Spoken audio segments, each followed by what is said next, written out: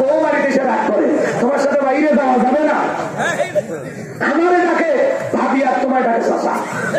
যেই বউ পারে আর আল্লাহর আরশের নিচে আল্লাহ যদি ছায়া দান করে, কিয়ামতের কঠিন দিন আপনার কাছে কঠিন মনে হবে না, আল্লাহ সহজ করে দিবেন। বলুন সুবহানাল্লাহ।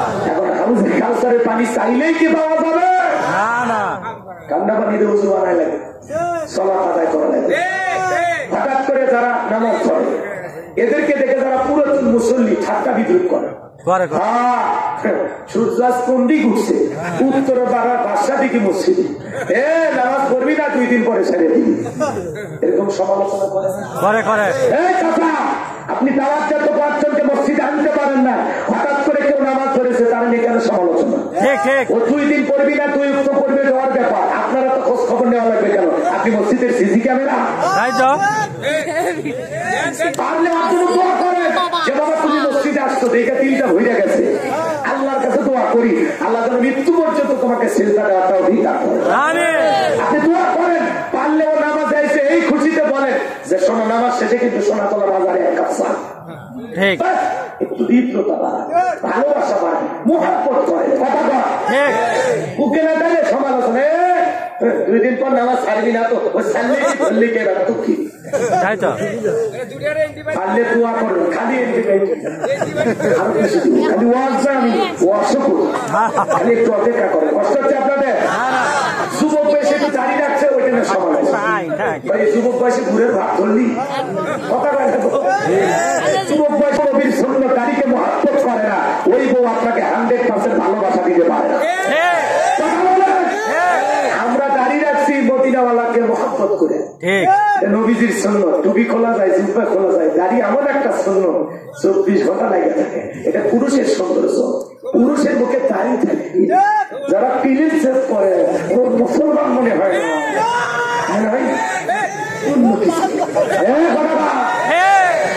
মুসলমানের মুখে বলে দাঁড়িয়ে থাকে, হইল মুসলমান। মুখে দাঁড়িয়ে রাখতেন। কোন কোন যুবক আসো আজকের মাহফিল থেকে ওয়াদা দাও, জীবনে কোনোদিন দাঁড়িয়ে তেলেট লাগাবো না, ফুল লাগাবো না, নবীকে মুহাব্বত করে দাঁড়িয়ে রাখবেন। কারা কারা হাত ধরে? যাদের মুখে দাঁড়িয়ে নেই তারা হাত ধরে, যাদের আছে তারা তো রাখছেন। এ ভাতি দেয় কথা ঠিকঠাকই শোনা, দাঁড়িয়ে রাখবো তো ইনশাআল্লাহ। আল্লাহ এই যে মাহফিল কবুল হয় আপনাদের কারণে, এতগুলো মানুষ যদি দাঁড়িয়ে রাখে মাহফিল কবুল। কি ভাই কষ্ট, আপনার কি ভুলে গেলেন? সাকিব ভাই, সাকিব ভাইয়ের কাছে অনুরোধ আল্লাহ যেন কবুল করে। হ্যাঁ, না বেশি লজ্জা দেওয়া যাবে না, সবাইকে বলা যায়, যার সাথে ভালোবাসা আছে তার কাছে দাবি করা যায়, কথা ঠিক না? আরে মুখে দাঁড়িয়ে রাখবেন তো ইনশাআল্লাহ। শোনেন, যারা দাঁড়িয়ে নিয়ে সমালোচনা করে ওরা তো বোঝে না, অনেকের বউ পছন্দ করে না, কিন্তু দাঁড়িয়েলা পুরুষের কি যে ওরা তো বোঝে না। হ্যাঁ, দাঁড়িয়ে রাখলে গুনাহ করা যায়, কথা কয়, দাঁড়িয়ে রাখলে ওই মানুষের ভিতরে একটা আলাদা ভয় আসে, কথা কন ঠিক না? এই জন্য মা বন্ধুকে বলো, মা স্বামী যদি দাঁড়িয়ে রাখে খবরটা মন খারাপ করবেন না, পারলে আল্লাহর কাছে দোয়া করবেন, কথা কয় না? কারণ এই দেশ, এই পৃথিবীর সব নবী রাসূলের দাঁড়িয়ে ছিল, কথা কি বোঝা যায়? আমরা নবীদেরকে ভালোবেসে রাখছি, আমাদের নবীর সুন্নতেই দাঁড়িয়ে, কথা কম ঠিক কিনা? রাখবেন তো ইনশাআল্লাহ। এবার চলেন, হাউজে কাউসারের পানি পান করতে হলে কাজ করতে হবে 2টি। আল্লাহ যাদের হাত দিয়েছে 2টা আঙ্গুল তুলে বলে তো কাজ করতে হবে কয়টি? 2টা কাজের কথা কয়ে আপনার যাওয়া লাগে, শুনবেন না? শোনেন ভাই, শুনেন, আমি আপনাদেরকে জান্নাতে নিয়ে যেতে চাই। আজকের আলোচনা শুনে আল্লাহ যদি আপনাকে হেদায়েত দান করেন, আজকের আলোচনা আপনাকে জান্নাতে পৌঁছায় দেবে। আপনার ভালোর গুণ আমাকে রাখছেন না, একটু ভালো দিয়ে একটা কথা বলা লাগবে তো, নাকি? লাগবে। তাহলে হাউজে কাউসারের পানি পান করতে হলে কাজ করতে হবে 2টি। জোরে বলেন কয়টি? 2টি। আরেকবার বলেন কয়টি? 2টি। আল্লাহ কবুল করে, জোরে বলেন আমিন। আমিন। 2 নাম্বার আয়াতে আল্লাহ জানিয়ে দিয়েছেন, সবাই বলবেন ফাসাল্লি রাব্বিকা ওয়ানহার, বলেন বলেন ফাসাল্লি রাব্বিকা ওয়ানহার। 1 নাম্বার হলো ফাসাল্লি রাব্বিকা, রবের উদ্দেশ্যে সালাত আদায় করা লাগবে। নামাজ হবে একমাত্র কার জন্য? আল্লাহর জন্য। আরেকটু করে বলেন আল্লাহ। ইন্না সালাতি ওয়া নুসুকি ওয়া মাহইয়া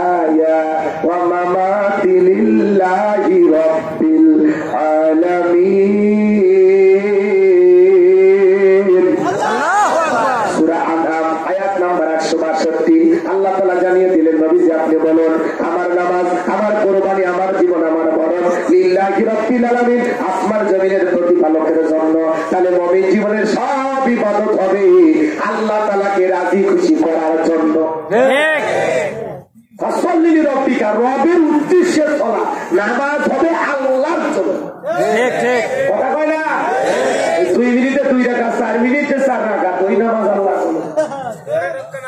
ফসল্লি রব্বিকা ওয়ানহার, 1 নাম্বার রবের উদ্দেশ্যে চলা, আল্লাহকে রাজি খুশি করার জন্য। কথা ক্লিয়ার না? নামাজ পড়বো কার জন্য? জোরে বলেন আল্লাহ।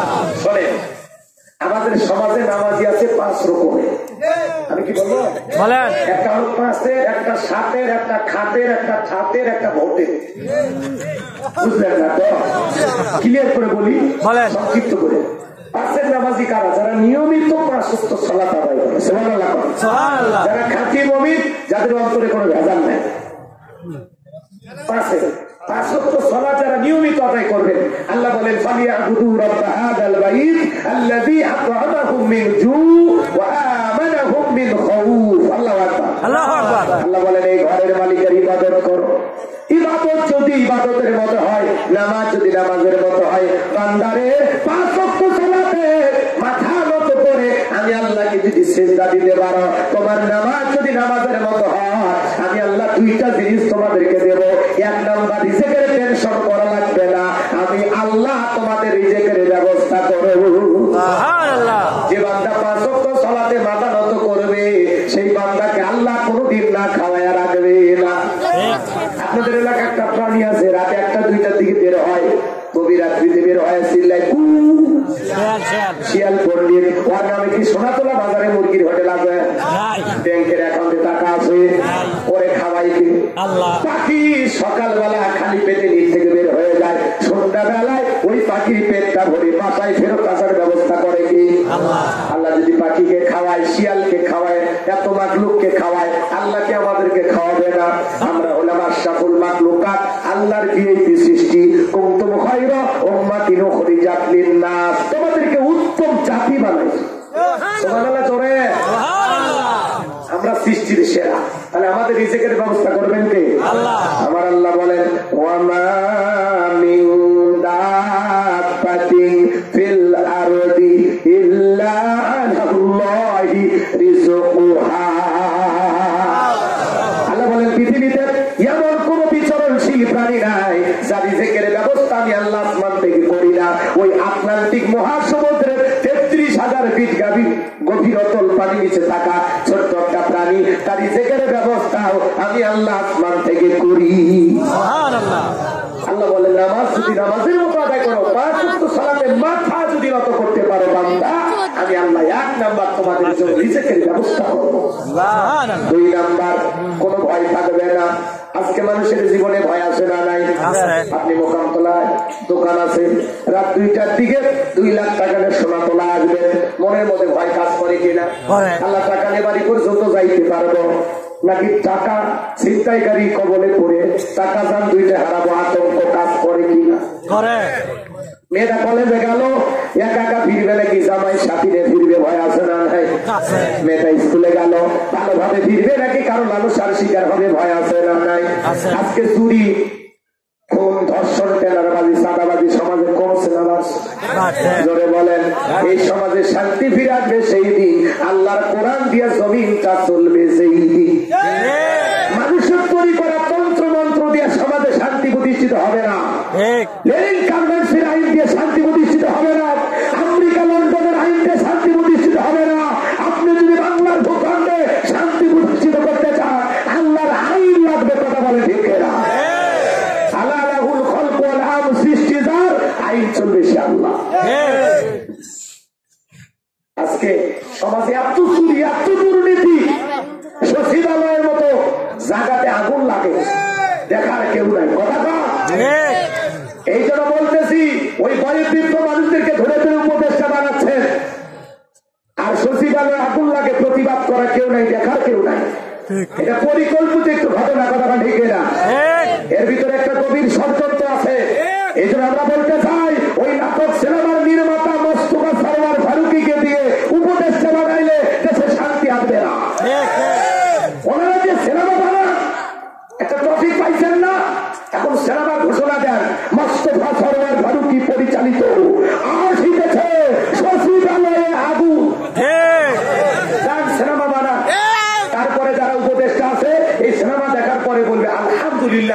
ছবিটা চমৎকার বানিয়েছেন, আপনার বউ তিশা অসাধারণ অভিনয় করেছে। এরা তো নির্লজ্জ বেহায়া, এ কথা বলে গো। আচ্ছা এই মানুষ উপদেশটা কেমনে হয়? এই সিনেমার নায়ক, নির্মাতা, সিনেমার পরিচালক, এই উপদেশটা কেমনে হয় আমার বুঝা। আরে ভাই উপদেশটা নাই বাংলাদেশে, খুঁজে খুঁজে খালি বুড়ো মানুষ। বিগত সরকারের 5টা গোলাম বছর যারা এদেরকে বানাচ্ছে, তাহলে এত রক্ত দিয়ে লাভটা কি?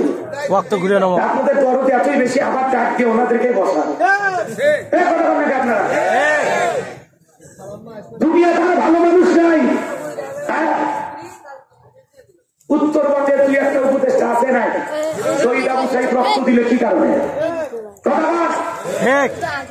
উত্তরবঙ্গের মানুষের রক্ত গরম, এখনো সময় আছে পরিবর্তন হয়ে যা।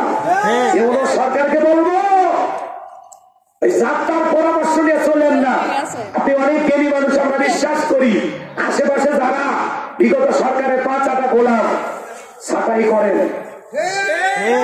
ছাঁটাই করে ভালো ভালো মানুষ 2-4 জন আশেপাশে রাখেন, তাছাড়া আপনার কপালেও আগুন লাগবে। আর যেদিন আপনার কপালে লাগবে সেদিন পুরো বাংলাদেশ পুড়ে যাবে। আপনি যেমন যেমন ভাবে ক্ষমতায় আসেন না, এই দেশের 2000 মানুষের রক্তের উপরে দাঁড়িয়ে আপনি ক্ষমতার চেয়ারে বসেছেন। আপনি ভয় পাবেন না, এই দেশের 18 কোটি মানুষ আপনার সাথে আছে। আপনি তো ভয় পাচ্ছেন কেন? কারা আগুন লাগাইলো, কি ঘটনা ঘটছে, সঠিকভাবে তদন্ত করেন, তাদের মুখর জাতির সামনে উন্মোচন করেন। জরুরি কি কি নথিপত্র পড়ায় গেছে, কারা পুড়াইতে পারে। খালি ওই যে দেখবেন একটা দুর্ঘটনা ঘটে, বিগত সরকারের মতো 3 সদস্য বিশিষ্ট একটা তদন্ত কমিটি গঠন করে, কিয়ামতের আগে ওই রিপোর্ট আর আসবি না। তদন্তই চলবি, তদন্তই চলবি। কি ভাই এই কথাগুলো বলেছে, রাগ করছেন আপনারা? আর যারা এর আগে ছিল ওরা তো দেশটাকে শ্মশান বানায় গেছে, একে লুটে লুটে খাচ্ছে। 11 লক্ষ কোটি টাকা দুর্নীতি করছে। কেউ আবার বলতেছে 20 লাখ, আরো বেশি না, 20 লাখ 20 লাখ কোটি। হ্যাঁ, এত পরিমাণে দুর্নীতি করছে ভাই, উন্নয়নের নামে খালি ঢাকা। এর কথা বলেন না আপনারা? মন্ত্রীর পাশ 10 কোটি টাকা দামে গাড়ি পরে আছে, কিন্তু মন্ত্রী নাই। হাজার হাজার বিঘা জমি জায়গা দখল করছিল, এখন জায়গা পরে আছে, ওই দখলদার এমপি মন্ত্রী নাই। মন্ত্রীরা সব কোথায় গেল, এমপিরা সব কোথায় গেল, কোথায় কাদের কাকা, ওদের সারা চেষ্টা এখন লাগে ফাঁকা ফাঁকা। পালাবো না,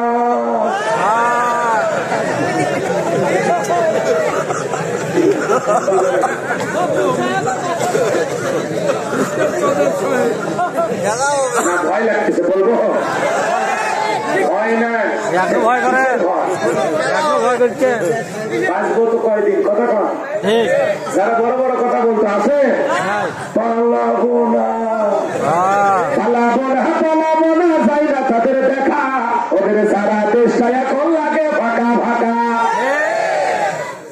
আইন মন্ত্রী আটকে গেল আইনেরই ফাঁকে, দাড়ি সারা দরবেশটারে ভণ্ড ভণ্ড লাগে।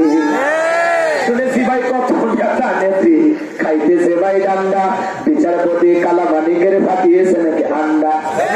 এটা আমার খবর না, মিডিয়ার খবর। এই বিচারপতি শামসুদ্দিন মানিক আল্লামা সাইদি হুজুরকে মৃত্যুদণ্ডের রায় দিয়েছিল।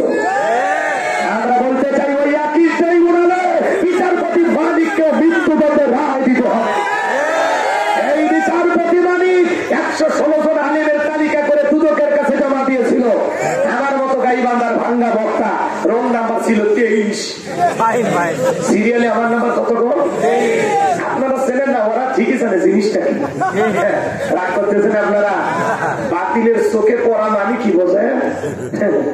রাগ করতেছেন? রাগ করতেছেন আপনারা? তাহলে ওই বিচারপতি মালিক আলেমদের তালিকা করেছিল, আজকে দিনে তালিকায় জেলখানা। কার খেলা? কার খেলা? বাড়তে না। টকশোতে বসে আমার বোনকে অপমান করে বলে রাজাকারের বাচ্চা। ছাত্র আন্দোলন সবাইকে বলে রাজাকারের বাচ্চা। আরো একজন সাচ্চা, মানে কিসের যে বাচ্চা আমি নিজেও জানে না। রাগ করতেছেন আপনারা? পলকের ঝলক গেল, পলকের ঝলক গেল, থামিয়ে দেখে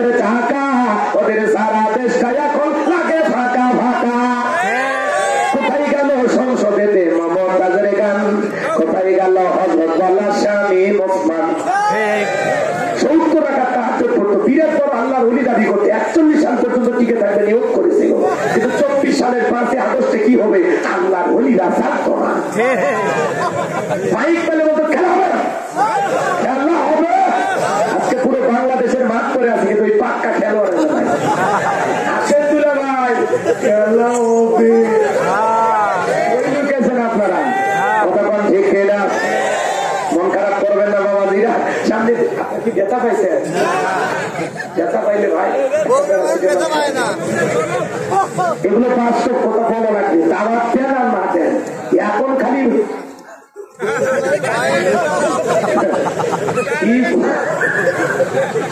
রাগ করছে। তাহলে হাউজে কাউসারের পানি পান করতে গেলে কাজ করতে হবে 2টি, জোরে বলেন কয়টি? তাহলে এক নাম্বার হলো রবির উদ্দেশ্যে সালাত আদায় করা। আর যারা রবির উদ্দেশ্যে সালাত আদায় করবে, ওই যে বললাম নামাজ যদি নামাজের মতো আদায় করতে পারেন, 1 নাম্বার আল্লাহ রিজিকের ব্যবস্থা করবে। আর 2 নাম্বার সকল ভয় থেকে আল্লাহ নিরাপত্তা দেবে। চুরি, দুর্নীতি, টেন্ডারবাজি, চাঁদাবাজি বন্ধ হবে সেই দিন। আল্লাহর কোরআন দিয়া চোরেদের বিচার হবে সেই দিন। আল্লাহ বলেন ওয়াসারিকু ওয়াসারিকাতু ফাকতাউ আইদিয়াহুমা জাযাআন বিমা কাসাবা নাকালাম মিনাল্লাহ। সূরা মাইদা আল্লাহ আইন দিয়েছে 1000 বছর আগে। চোর পুরুষ হোক নারী হোক, আল্লাহর বিধান, আল্লাহর ফয়সালা অপরাধ যদি প্রমাণিত হয়, চোরের তার হাতের কবজি কেটে দাও। একটা চোরের হাত কেটে মিডিয়াতে যদি ভালো করে প্রচার করা হতো, বাংলাদেশের সমস্ত চোরেরা তওবা করে আল্লাহর ওলি হয়ে যেত। শোনে কার কথা? আজও গেল না মনের ব্যথা। এখন উচিত কথা যদি কই, পিঠের ওপর দিয়ে যাবি মই। এ আনন্দে কিছু লোক কিনে খাবে, বগুড়ার স্পেশাল করে। যত 10 নম্বর 70টা বললে 10 করলে প্রতিবাদ।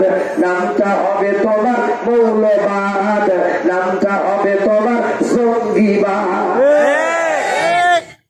কথা বলতে নাই, কষ্ট হয়, জ্বলে যায়, পুড়ে যায়। কষ্ট হচ্ছে আপনাদের? এদিকে খেয়াল করেন, আল্লাহর আইন দিয়ে একটা শরীর বিচার খালি টেস্ট করে দেখেন। আল্লাহর আইন ওদের কাছে পছন্দ হয় না। ওরা বলে এগুলো ব্যারাইটিস, এগুলো চলবে না। খালি একটা দেখেন না, একটা শরীর হাত কাটে।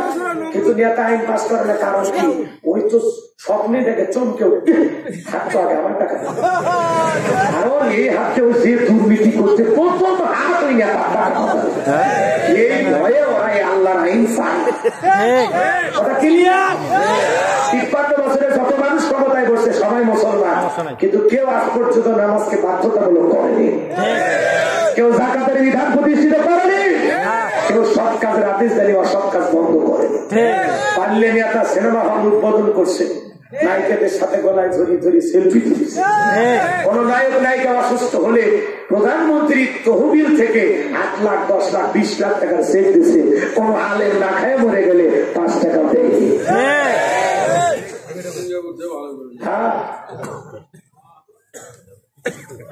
কিসের কথা নেই, নায়ক নায়িকা অসুস্থ হলে টাকা দেয়নি। পেপারে এখনো আছে, কয়টা পেপার নেবেন? আমার কাছে আছে। রাগ করছেন আপনারা? চলেন সামনের দিকে যায়। তাহলে নামাজি কয় রকমের বললেন? 5 রকমের। এর মানে নিয়মিত যারা 5 ওয়াক্ত সালাত আদায় করে, এরা হলো 5 এর নামাজি। আল্লাহ আকবার। এরা খাঁটি মুসলমান, খাঁটি মুমিন, নির্ভেজাল মানুষ। আল্লাহ আকবার। 5 ওয়াক্ত নামাজ নফল না ফরজ? হ্যাঁ,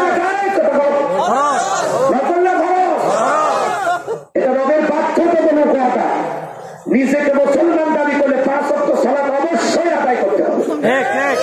আজকে মসজিদগুলো সুন্দর হচ্ছে, কিন্তু মুসলমান নাই। আগে মসজিদ ছিল কাঁচা, মুসলমানের ইমান ছিল পাকা। বর্তমানে মসজিদ হয়ে যাচ্ছে পাকা, মুসলমানের ইমান হয়ে যাচ্ছে কাঁচা। আগেকার মানুষদের ছিল অভাব, বড় ভালো ছিল তাদের স্বভাব। বর্তমানে মানুষদের নাই কোন অভাব, নষ্ট হয়ে গেছে চরিত্র আর স্বভাব। খালি মসজিদ চাকচিক্য করলে হবে না। এই মসজিদে যারা নামাজ আদায় করবে তাদের অন্তরটা সুন্দর হওয়া লাগবে। খালি মসজিদে নামাজ তাকওয়া না, নিজের অন্তরে তাকওয়া থাকা লাগবে। আল্লাহর ভয়ে আযান দিলে সালাত আদায় করবে। মসজিদের পাশেই বাড়ি, আযান হয়, কপাল পরে উঠে পেশাব করে আমার লেপের ভিতরে ঢোকে, মসজিদে আসে না। হুজুর মনে হয় পেশাব করেছে না, কাট দিছে। আসেন না ভাই, আসেন না। কত জায়গা ওয়াজ করবে দেখো, হুজুরের তো মসজিদের সাথেই বাড়ি, 3 বার বেটা কেন ওয়াজ করে না? বলে আছে না দাদা? 5 ওয়াক্ত সালাত অবশ্যই আমরা আদায় করবো ইনশাআল্লাহ। নবীজির জামানায় ফজরের নামাজের দৃশ্য যেরকম জুমার নামাজের দৃশ্য একই রকম। আর বাংলাদেশে জুমার নামাজের জন্য মসজিদ ভেঙে 2 তলা 3 তলা করা হয়, ফজরের নামাজের সময় এক কাতার মুসল্লি পাওয়া যায় না। মাঝে মাঝে এমন মসজিদ আছে মুয়াজ্জিন একাই আযান দিয়ে একাই নামাজ পড়ে।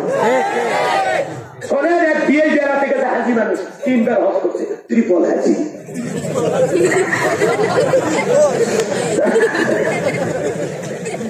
হাজি সাহেবের মন খারাপ করেন না, মন খারাপ করবেন না। শোনেন, তো আজান হচ্ছে, তখন বলতেছে বিয়ে আমি তো নামাজ পড়ি, কোন দিকে মসজিদ? সামনে গেলি। এখন মসজিদে আজান হচ্ছে, কিন্তু মসজিদের গেটের তালা। হাজি সাহেব চিন্তা করে কি ব্যাপার, আজান শোনা যায় আর গেটের তালা, ব্যাপারটা এদিক ওদিক তাকায়, কোথাও কোনো মানুষ নেই। তারপরে দেখে ছোট্ট করে একটা মুয়াজ্জিনের ঘর। এইবার জানালে তাকে দেখে হুজুর ল্যাপের ভিতরে শুতে থেকে আজান দিচ্ছে। এই দৃশ্য দেখে আজান শেষ হয়ে গেলে মুয়াজ্জিন বলতেছে, আপনি তোমার শুতে থেকে আজান দিলেন গো, ব্যাপারটা কি? তখন বলতেছে, আগে আপনি মানুষ না ফেরেশতা সেটা। তখন বলছে, ভাই আমি তো এলাকায় বিয়ে বাড়ি বেড়াইতে আছি, হাজি মানুষ, আমি মানুষ। তখন বলতেছে, শোনেন, এই গ্রামের ফজরের নামাজের সময় একজন মুসল্লিও আসে না, এটা বহুদিনের ঘটনা। এই জন্য আমি বিশ্বাস করতে পারিনি আপনি মানুষ না ফেরেশতা, এই জন্য জিজ্ঞাসা করলাম। আর শোনেন, যেহেতু কোনো মুসল্লি আসে না, এই জন্য ইচ্ছা মতো আজান নেই, ইচ্ছা মতো নামাজ পড়ি, দেখার কেউ নেই।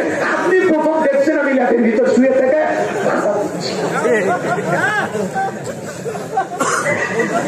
এরকম সমাজ আছে না? রাগ করতেছেন মনে হয় বাজার, তাহলে নামাজ পড়ার দরকার আছে না? নাই। যারা আজকে জুমার নামাজ পড়েছেন, আসর মাগরিব এশা কেন বললেন না? হিসাব দেন, কেন বললেন? কেন বললেন না বলেন? হ্যাঁ, কি কি আপনি বোঝেন না? 5 ওয়াক্ত সালাত, এই মাথা মতো করে আল্লাহকে সিজদা দেওয়ার মধ্যে আলাদা একটা তৃপ্তি আছে। আমি আল্লাহ বললাম, যত বেশি মাথা নত করবো, তত বেশি মানুষের কাছে আল্লাহ আমার মাথা উঁচু করে দেবে। বান্দা যখন সিজদায় গিয়ে ফিস ফিস করে কে যেন বলে, ওই ফিস ফিস আওয়াজ আল্লাহ আরো সে বসে শুনতে পায়। সিজদায় মাথা নত করবো, মুমিনের সবচেয়ে তৃপ্তির জায়গা হলো আল্লাহকে সিজদা দেওয়া। আর মতো ইনশাআল্লাহ। ও ভাই, কারা কারা 5 ওয়াক্ত সালাত আদায় করবে? 2টা হাত তুলে দেখা। আল্লাহ তোমার গোলামদের ছবি নামাজি বানায় দাও। একটু জোরে বলেন, আর একটু জোরে বলেন। এই যে ওয়াদা পাইকারি করে দিলেন, ওয়াদা কি ঠিক থাকবে? নাকি প্যান্ডেলে রাখে যাবে? এই নামাজ পড়ে, নামাজ আফসাই করেন জীবনে, একটু নামাজ পড়ে, দেখবেন আলাদা শান্তি পাবেন।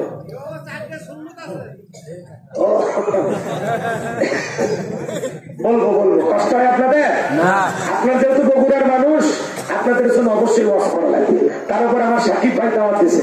সাকিব ভাই আমার যার কাছে গেছে, উনি আমার খুব বড় মহব্বতের মানুষ, আমার বড় ভাই আব্দুর রহিম সাহেব, ওনার সাথে ওনার সম্পর্ক ভালো। তো যাই হোক, আমি আজকে মন ভরে কিছু কথা বলবো। আপনাদের ধৈর্য যতক্ষণ থাকবে ততক্ষণ ওয়াজ চলবে ইনশাআল্লাহ। তাহলে নিয়মিত 5 ওয়াক্ত সালাত আদায় করবেন তো ইনশাআল্লাহ। 7 দিন পর পরে যারা জুমার নামাজ পড়ে, এরা হলো 7-এর মুসলিম। আগেই বলে দিলাম, এরা 7 দিন পরে মসজিদের যায় চাইছে, পানি থাকলে খোঁজে, বেতন তারা হালাল করে।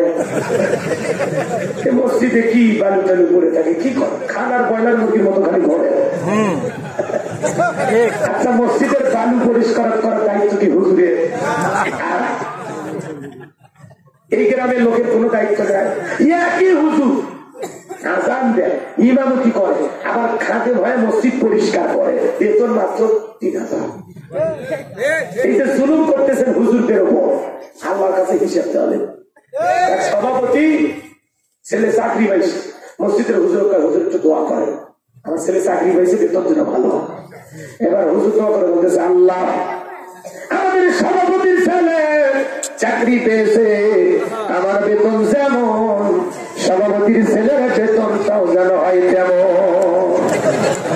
এইবার সভাপতি বলে, হুজুর এই দোয়া করেন না, এই দোয়া করেন কেন? কি মিয়া টাকা আমার ছেলের চলবে। তখন বলছেন ভাই আমার চলে আপনার ছেলের চলবে না কেন? আপনাদের বরকত আছে। এই হলো সমাজের অবস্থা। নিজের বেলায় সবাই ষোলো আনা, খালি হুজুরদের বেলায় তো হুজুর দেন কোরআন করে টাকা নেওয়া যায় নাই। 50 টাকা দিয়েছে সিলেটি কিনে খাই। আর ইংলিশ পড়ায় 3000 5000 দিতে বলে। ছেলেটাকে বলবে পরশুদিন আমাকে ইংরেজিতে কি বলেছে আপনাকে বলে জন্য করতে পারবো না। ও আমাকে বলে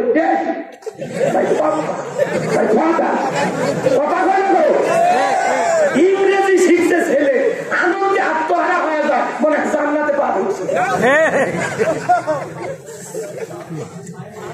আর হুজুর কোরআন পড়ায় ছেলেকে হাফেজ বানাইছে, আলেম বানাইছে। হুজুরের ভাগ্যে আছে চুপটাও।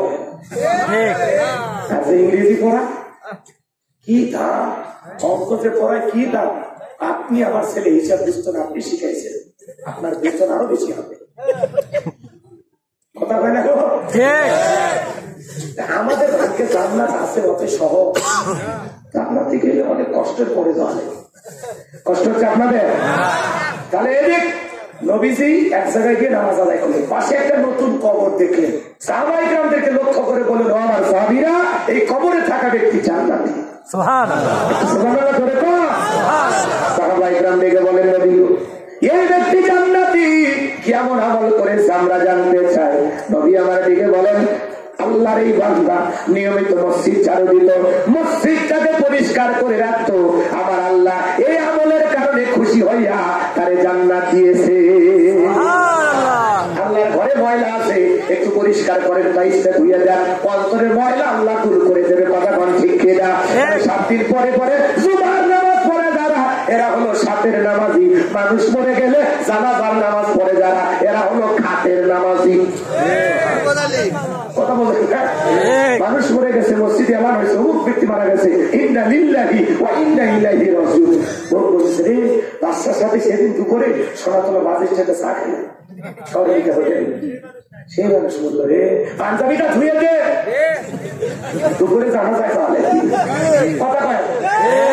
এবার জানাজা পড়তে জানা থেকে হুজুর আগে জহরের নামাজ পড়তেছে, তখন বলতেছে যেহেতু জানাজা পড়তে আসি জহরের 4 রাকাত পড়ে নে, আল্লাহু আকবার। ও কিন্তু জহর পড়তে যায়নি, গেছে জানাজা পড়তে।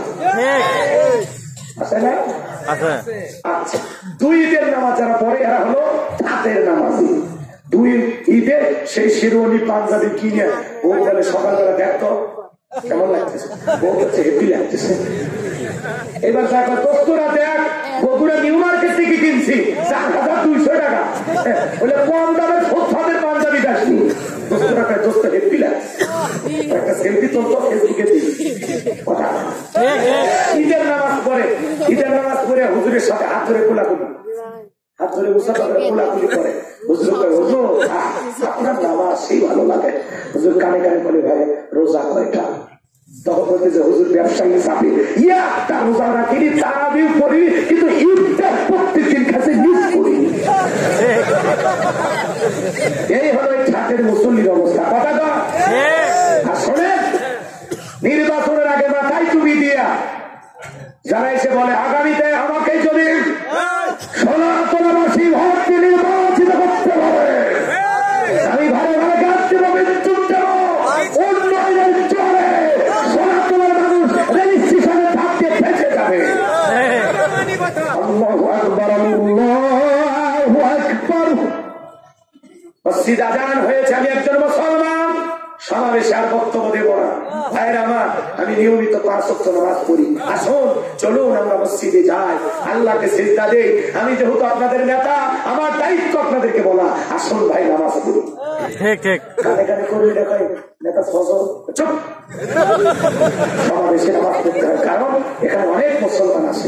আমি নামাজ পড়লে আমার ভোটারের সংখ্যা বাড়বে। জনগণের আবেগ নিয়ে খেলা করে। এক নেতা নির্বাচনের আগে মানুষের সালাম দিতে দিতে খেজুর গাছ পর্যন্ত এখানে কর্মীরা বলে নেতা এটা তো মানুষ না, খেজুর গাছ। আমি মনে করছি এটাও ভোটার। আর তাদের বিষয়ে আমরা স্লোগান দিই, পল্টু ভাইয়ের চরিত্র ফুলের মতো পবিত্র, নামাজ পড়ায় ভক্ত, গাঁজা খাই বাসক্ত, খুবসুরিতে পাকা ভক্ত, শয়তানের 1 নাম্বার ভক্ত, হুজুরদের জন্য খুবই শক্ত, সুশা খাই গরিবের ভক্ত।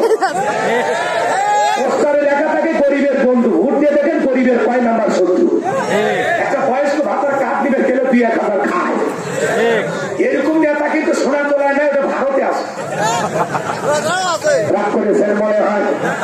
তাহলে ফসলি রব্বিকা, রবের উদ্দেশ্যে সালাত আদায় করা লাগবে। লোক দেখানোর জন্য নামাজ পড়া যাবে না।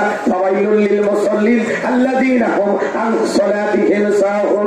আল্লাহ দেখে বলেন হতভাগা দুর্ভাগা সে সমস্ত নামাজি যারা লোক দেখানোর জন্য সালাত আদায় করে। তাহলে নামাজ হবে একমাত্র কার জন্য? রবের উদ্দেশ্যেই সালাত, আল্লাহকে খুশি করার জন্য। এরপরে 2 নাম্বার হলো ওয়ানহার। ওয়ানহার মানে কুরবানি করা।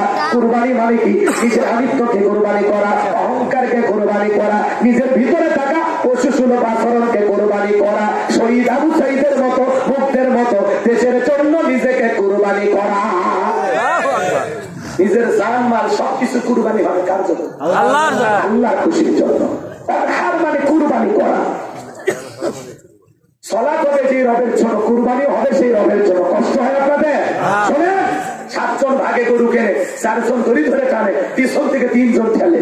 এমন গরু কিনে নিয়ে আসে যেই গরুর উপরে বয়স্ক ভাতা উচিত। কুরবানির স্থান পর্যন্ত হাঁটে যাওয়ার শক্তি না, কোলে করে নিয়ে যায়। হুজুর বলে ভাই এই দুর্বল গরু জমাই করে হবে না। হুজুর উপরে হাত দেখা গেলে ভিতরে গোস্ত আসে।